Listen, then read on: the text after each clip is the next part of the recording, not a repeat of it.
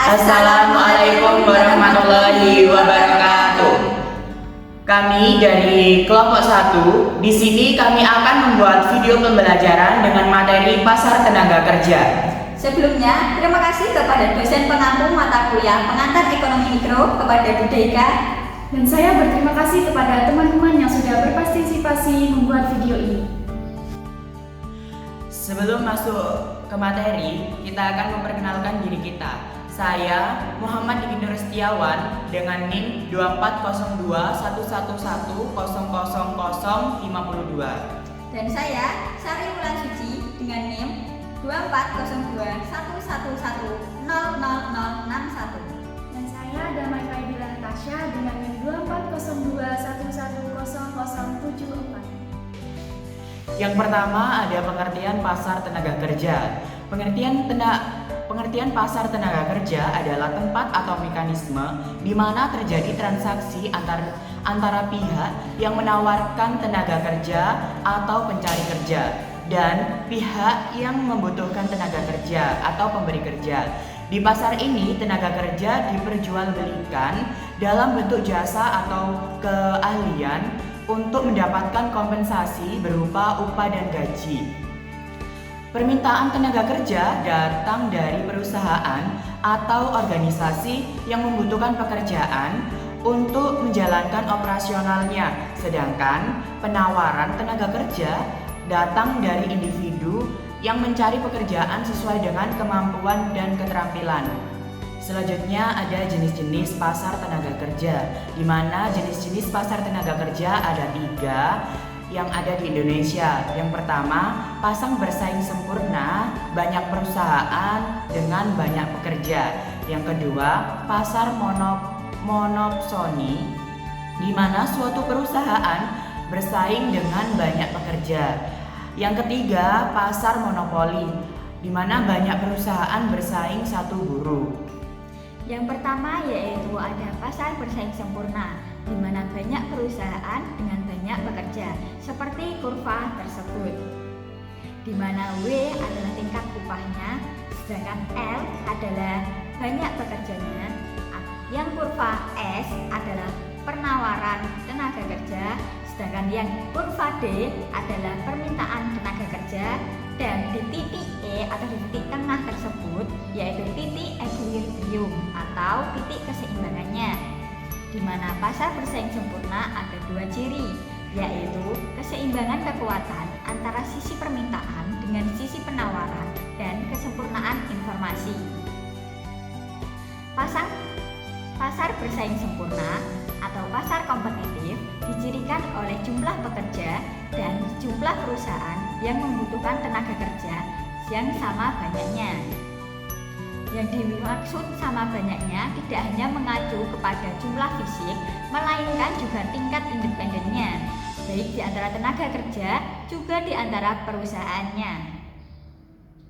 Mengingat baik tenaga kerja maupun perusahaan memiliki independensi atau kemandirian, maka kedua belah pihak secara individu tidak memiliki kekuatan nyata untuk menentukan tingkat upah. Dalam situasi ini, upah ditentukan berdasarkan keseimbangan kekuatan antara penawaran dan permintaan tenaga kerja.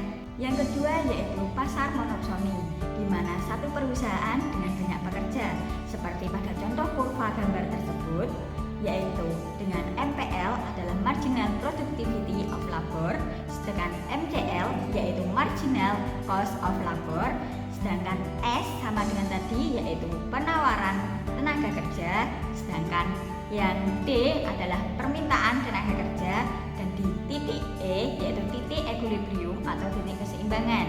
Namun ada perbedaan antara kurva yang pertama dengan kurva yang kedua ini, yaitu di mana dalam keseimbangan pasar tenaga kerja yang monoponistik, buruh dibayar lebih rendah dibandingkan produktivitasnya. Selisih antara produktivitas buruh dengan upah yang diterima ini sering disebut dengan eksploitasi, sehingga keseimbangan akan bergeser dari titik E ke titik F. Pasar monopsoni digambarkan sebagai sebuah pasar yang kaya memiliki satu pembeli dan banyak penjual. Dalam pasar tenaga kerja, hal ini bermakna hanya satu perusahaan yang membutuhkan jasa pekerja, tetapi ada banyak sekali tenaga kerja yang membutuhkan pekerjaan. Pengertian satu perusahaan bukan berarti secara harfiah, tetapi perusahaan-perusahaan tergabung dalam satu asosiasi perusahaan yang membuat perilaku seragam di antara anggotanya. Dengan demikian, perusahaan monopsoni satu perusahaan tadi memiliki kekuatan nyata dalam pasar untuk menentukan tingkat upah.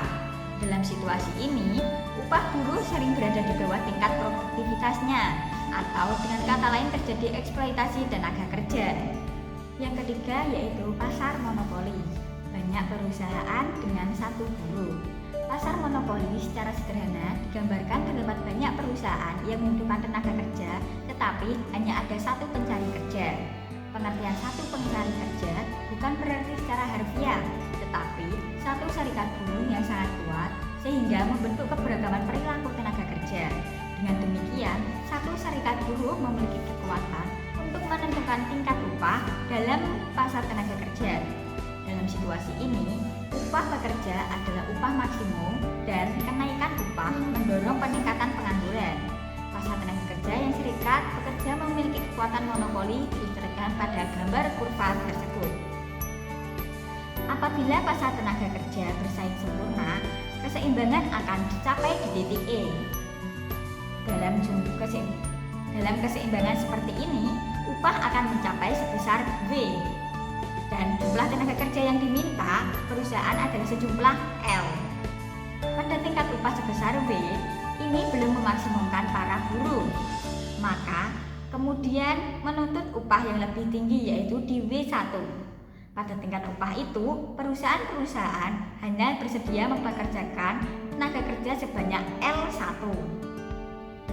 Sedangkan penawaran tenaga kerja pada tingkat upah W1 adalah sebesar L2. Maka terdapat pengangguran dalam pasar tenaga kerja sebanyak L1 minus L2. Yang selanjutnya ada ciri-ciri utama pasar tenaga kerja, terdiri dari 9 ciri-ciri. Yang pertama, adanya penawaran dan permintaan. Penawaran tenaga kerja berasal dari individu yang mencari pekerjaan. Permintaan tenaga kerja berasal dari perusahaan atau organisasi yang membutuhkan karyawan. Yang kedua, harga dan bentuk upah. Harga tenaga kerja dinyatakan dalam bentuk upah atau gaji yang diberikan oleh perusahaan kepada pekerja sebagai imbalan atau jasa yang diberikan. Yang ketiga, terjadi negosiasi. Penentuan upah dan kondisi kerja seringkali melibatkan negosiasi antara perusahaan dan tenaga kerja, baik secara langsung maupun melalui serikat pekerja. Yang keempat, kualifikasi tenaga kerja beragam.